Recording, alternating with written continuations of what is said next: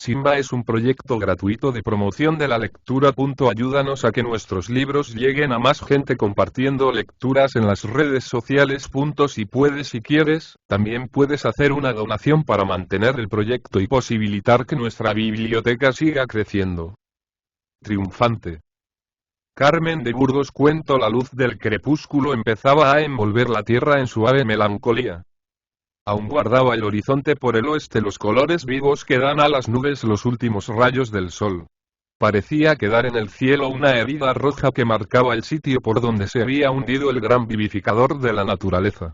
Se veían caer las sombras sobre los regueros de luz, como si allá en lo alto fueran tendiendo un cendal gris sobre la ciudad. El cielo, cenizoso en el centro, tenía color de pizarra al este, y por poniente tiras rojas o moradas iban esfumándose como jirones de un velo, y dejaban ver por sus rasgaduras profundidades de azul entre un triste color violeta.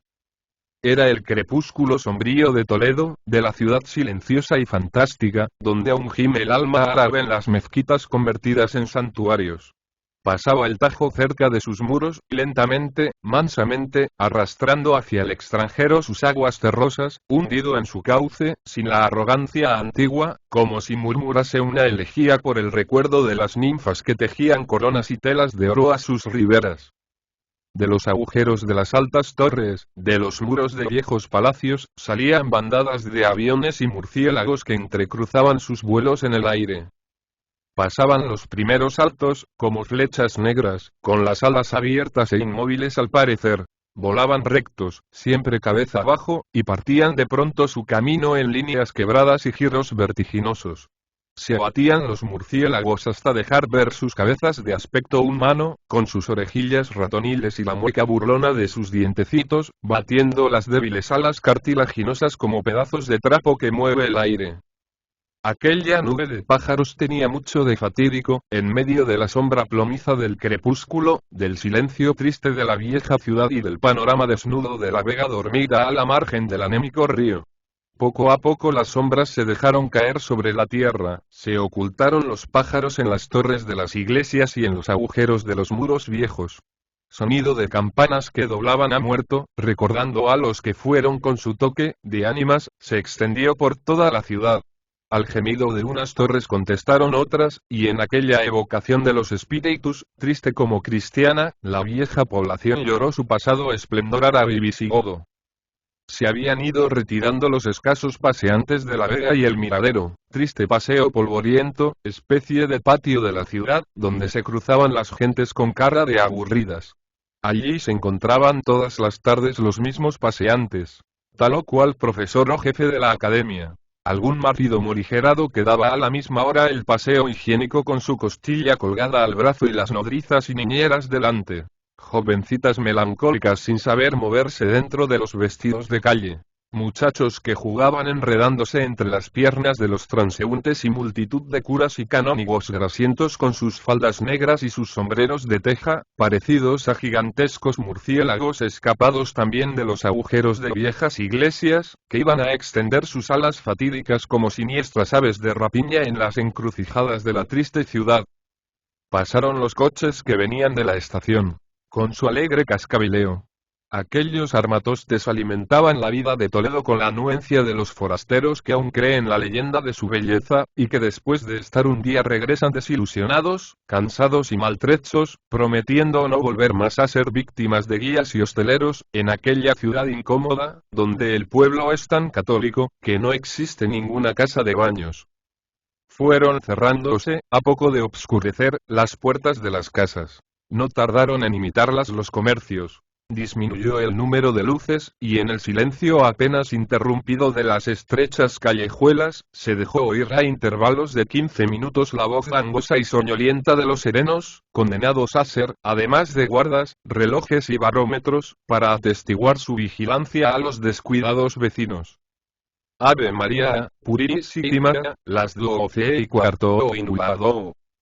El que así gritaba era el sereno de la plaza de Zocodover, antiguo veterano, que tenía alojada una bala en la garganta. El proyectil subía y bajaba, dando a su canto un especial gorgorito que recordaba los tormentos de la asfixia. Otros serenos repetían a lo lejos igual voz. Como si hubiera sido una señal, se oyó el apagado eco del crujido de una ventana que se abría, y una cabeza de mujer morena asomó entre los cristales. Respondieron al leve rumor de la ventana unos recatados pasos. Cerróse de nuevo la reja, y una puerta se abrió. Un momento después, la mujer de cabecita morena y el hombre de los pasos recatados se estrechaban ansiosamente las manos en la sombra. La casa estaba obscura y silenciosa, cerradas las puertas y balcones que daban al patio morisco.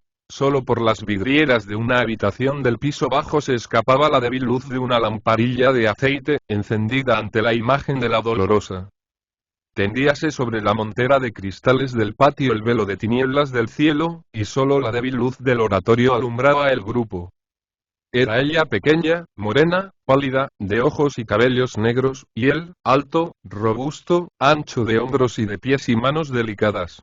La cabeza grande, un poco plana, estaba cubierta por cabellos rizados, que caían, ensortijándose, sobre una frente ancha y despejada. Los ojos, rasgados y dulces, se entornaban siempre como por el hábito de la observación y de reflexiones profundas. La nariz aguileña, la boca de sonrisa franca y la barba de un rubio obscuro, daban a la vez dulzura y fuerza a sus líneas. Era una de esas fisonomías que parecen irradiar luz, y a cuya vista el corazón se ensancha sin temor a doblez ni engaño. Rodeó a la mujercita entre sus brazos, y murmuró con pasión: «Gracias. Gracias, por esta confianza». Temblaba ella como tortolilla asustada. «He alejado a todos los de la casa», dijo. «Estoy sola y tiemblo al pensar si alguien se enterara de esta locura, pero yo, Félix, necesitaba verte siquiera una vez sin testigos, decirte adiós sin ocultar mi amargura. Llorar sobre tu pecho. Llorar. Decirme adiós. ¿Estás loca, Josefina? ¿Por qué? Nos amamos, comprendemos que la vida es imposible separados. ¿A qué sacrificar la felicidad a estúpidas conveniencias?». Y con acento apasionado, le hablaba del derecho al amor y a la felicidad. De un porvenir alegre en tierras remotas, rehaciendo su vida, libres de prejuicios, en el sublime olvido de la existencia anterior. Mecidos en los goces de una pasión verdadera, potente, eterna, de la que nacieran a su lado hijos graciosos y bellos como los amorcillos que jugueteaban a los pies de la Venus de mármol que se alzaba en el centro de la fuente del patio. Le oía ella como dormida por el eco de una música armoniosa. Jamás había conocido la dicha de sentirse acariciada y protegida en la dulzura de un amor sincero. Los geranios, la albahaca y los claveles, que llenaban las macetas, la envolvían dulcemente en perfumes tan agudos como no los sintió nunca. El agua caía en la taza de mármol de la fuente, cantando una canción de amores con su cristalino rumor, e impregnaba la atmósfera de frescura. Huérfana al nacer, educada en un convento de monjas, no cayó sobre la frente infantil de Josefina el beso de amor que necesitan los niños tanto como el aire y la luz. Llegada apenas a la pubertad, su tutor concertó el matrimonio. Un aristócrata, viejo, borracho y grosero, doró sus blasones con el dinero de la muchacha inocente y plebeya. 2 hijos nacieron de su unión. El primero murió al nacer, el otro a los 2 años de edad, haciendo conocer a la madre toda la angustia de ver su carita pálida, triste, enferma, como una reconvención de haberlo traído a la vida, como una acusación del crimen de engendrar hijos enfermos. Cayó al fin la breve existencia como flor cuyo tallo se troncha, y Josefina, débil, desalentada, se encerró en su antigua casa de Toledo, y dejó a su marido en libertad de correr tras los placeres. Sola era menos desdichada que al lado de aquel hombre que la humillaba y la maltrataba continuamente, hiriendo sin compasión su pudor y sus más delicados sentimientos. Entonces su alma buena, su alma amante, ansiosa de cariño desde la infancia, se apasionó de la religión. Hallaba un consuelo en pensar en seres sobrenaturales que la comprendían y la amaban. Hizo el oratorio de la Dolorosa al lado de su alcoba, y en su soledad de madre, se postraba a llorar a los pies de aquella otra madre dolorida. Contribuía no poco el ambiente de Toledo, con sus calles tristes llenas de nichos y hornacinas, donde se adoran Cristos y vírgenes. Las leyendas, las imágenes sombrías, como el Cristo de la sangre, en cuya faz se quebraba el último rayo de luz de la mirada de los ajusticiados, o el Cristo de Santo Tomé, alzado en su cruz en medio de una calle pública, con el cuerpo chorreando sangre, inclinada la cabeza y balanceando al viento la sucia guedeja de cabellos, semejante a un hombre ahorcado, alrededor de cuyo cadáver revoloteaban como cuervos las negras sotanas. Ella también hizo novenas, costeó funciones religiosas, asistió a conferencias de caridad, descuidó su atavío y fue a rezar horas enteras en la catedral ante el Cristo de las coberteras, dando golpes a los pedazos de hierro para que la imagen accediera a sus súplicas. ¿Qué rezaba y por qué rezaba? Quizás no hubiera sabido decirlo. En este estado de ánimo conoció a Félix. Era amigo de su marido y le acompañó en uno de sus raros viajes. Félix no tardó en compadecer a aquella criatura sumisa y triste siempre, la amó por compasión, por ese sentimiento de la fuerza que desea proteger la debilidad. Ella, a su vez, sintió la dulzura de aquel amor, que la envolvía de un modo suave sin hacerle desconfiar de la amistad. El esposo volvió a Madrid y el amigo siguió en Toledo, con el pretexto de interminables cacerías. La linda devota descuidó sus rezos, las flores de trapo de la Dolorosa se ajaron y sufrieron los ultrajes de las moscas, y las flores frescas pudrían sus tallos en el agua sin ser renovadas.